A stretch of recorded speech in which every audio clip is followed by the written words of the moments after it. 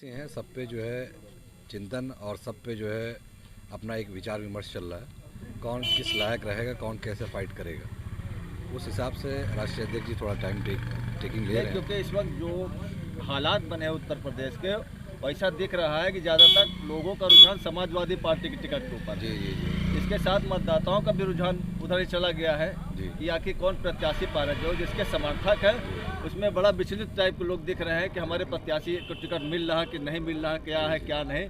तो इससे कहाँ तक आप सहमत है कि राष्ट्रीय अध्यक्ष इतना देर क्यों कर रहे हैं? फील्ड में जाना है, आपको जनता के बीच जाना है, उनके सामने मुद्दे को रखना है, चुनाव लड़ना है और टाइम भी हमारे ख्याल से बहुत कम बचा है।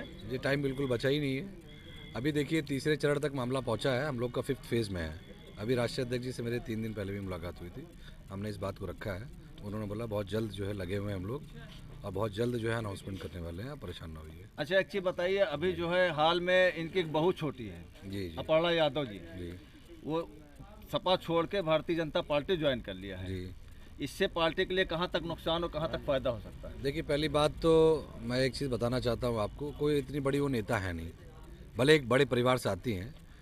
उनका जिस तरीके से राजनीति की अगर मैं बात करूं, वो एक कैंट से चुनाव लड़ी थी और अभी बीच में जो है कभी भाजपा में कभी सपा में, ये दौर उनका चलता रहा और हमारे यहाँ के ही कुछ लोग जो है उनको लेके आने वाले थे, मगर राष्ट्रीय अध्यक्ष जी का जो आदेश था वो उन्होंने माना नहीं। इसका एक असर तो पड़ा ही कुछ ना, क्योंकि ऐसे परिवार से जुड़ी है। भाई उसका मतलब असर तो है, ऐसा मैंने परिवार आपसे से पहले ही जुड़ी है, बताया कि एक बड़े परिवार से के आती हैं परिवार से जुड़ी हैं जी। तो इसका कुछ असर तो पार्टी के ऊपर पड़ना नहीं, चाहिए। पार्टी के ऊपर इसका कोई असर नहीं पड़ेगा मेरे हिसाब से, क्योंकि वो बड़े लोग हैं, उन्होंने अपना जो भी डिसीजन लिया है वो बेहतर ही लिया है और इस पर पार्टी पे या हमारे विधानसभा में अगर आप कहें तो इसका किसी प्रकार का कोई असर ना था ना है। अभी जब पार्टी ज्वाइन करने के बाद इन्होंने ये घर गई और जाने के बाद मुलायम सिंह यादव से मिली जी अपने ससुर से, जी। और मिलने के बाद उनसे आशीर्वाद भी लिया है। हम्म। तो इसका क्या मामला नहीं समझ में आ रहा है कि आखिर आशीर्वाद किस चीज़ के दिया उन्होंने? अपने भाई वो मतलब कि पार्टी ज्वाइन करने के लिए दिया उन्होंने आशीर्वाद, जी। या कि अपने बहू होने के नाते दिया? क्या मकसद रहा इसका देने का? देखिए पहली बात तो पार्टी एक विचारधारा की लड़ाई है, नंबर 1। भाजपा की अलग विचारधारा है, समाजवादी की अलग विचारधारा है, और जहाँ तक आशीर्वाद लेने की बात है तो परिवार के सदस्य हूँ। अगर मान लीजिए मैं ही अपने घर में हूँ और मैं किसी और पार्टी में, मेरा एक भाई है दूसरी पार्टी में है, तो इससे रिश्ते तो ख़त्म नहीं हो जाएंगे, है ना? तो उन्होंने आशीर्वाद लिया, उनका हक बनता है। और माननीय मतलब नेताजी इसको मैं एक तरह से मान ले रिश्ते का हाँ, का ही रिश्ता है। आशीर्वाद ही जो दिया बिल्कुल। गया है, एक रिश्ते का आशीर्वाद हाँ, है, उसको आप ना कि राजनीति से मत किसी जोड़ो। उससे नहीं, इसको उससे जोड़ा जा राजनीति से सकता है। जोड़ना गलत है। अच्छा कितने % आप आश्वस्त हैं कि आपको समाजवादी पार्टी चुनाव के लिए टिकट दे देती है विधान? देखिए आश्वस्त तो मैं 100% हूँ, अलहमदुल्ला 100% 100% हूँ। ऊपर वाले पे भरोसा है, जिस तरीके से हमने मेहनत भी करी है और जिस तरीके से जनता के बीच में हूँ। अब आगे जो है किस्मत तो पिटारे में बंद है, अब जब राष्ट्रीय अध्यक्ष जी खोलेंगे वो सामने आ जाएगा। भाई हमारी शुभकामनाएं आपके साथ कि आपको बहुत-बहुत टिकट शुक्रिया मिले आपका। और आप चुनाव लड़ें। और थोड़ा सा आप अपने लाइफ के बारे में बताएं, क्या लाइफ आपकी रही अब तक की ज़िंदगी के, क्या मतलब एजुकेशन वगैरह क्या रहा आपका?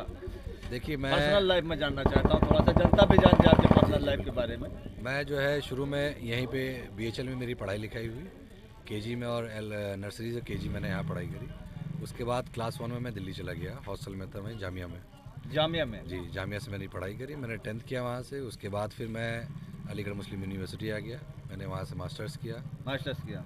+2 ग्रेजुएशन मास्टर्स अच्छा करने के बाद फिर मैं दिल्ली चला गया, अच्छा। बैक टू पवेलियन गया, वहाँ मैंने सिविल्स की तैयारी करी, सिविल की तैयारी की? IAS PCS की तैयारी करी। जी। उसके बाद जब तैयारी करी तो मैंने सिविल्स का पहला अटेम्प्ट दिया, नहीं हो पाया। उसके बाद मैंने उत्तराखंड का दिया, उसमें इंटरव्यू क्लियर हुआ, मैं प्री क्लियर हुआ, मेंस में नहीं हो पाया। प्रे क्लियर जी। उसके बाद धीरे धीरे फिर जब देखा कि अब ज़्यादा टाइम हो गया, क्योंकि घर में परिवार में भी ज़रूरत थी, तो हमने जो है जॉब भी करी, मैंने अमेरिकन कंपनी में जॉब करी है। अच्छा, जॉब भी करी आपने? जी, मैंने जॉब किया, उसके बाद रियल एस्टेट में भी आया और फिर उसके बाद यहाँ घर वापस आ गया मैं 2012 में।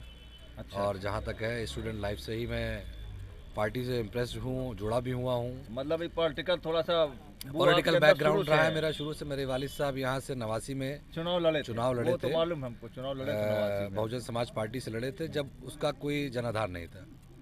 89 में चुनाव जब लड़े थे तो उस वक्त जैसे आज भारतीय जनता पार्टी का एक दौर चल रहा है, वैसे ही कांग्रेस का एक दौर हुआ करता था।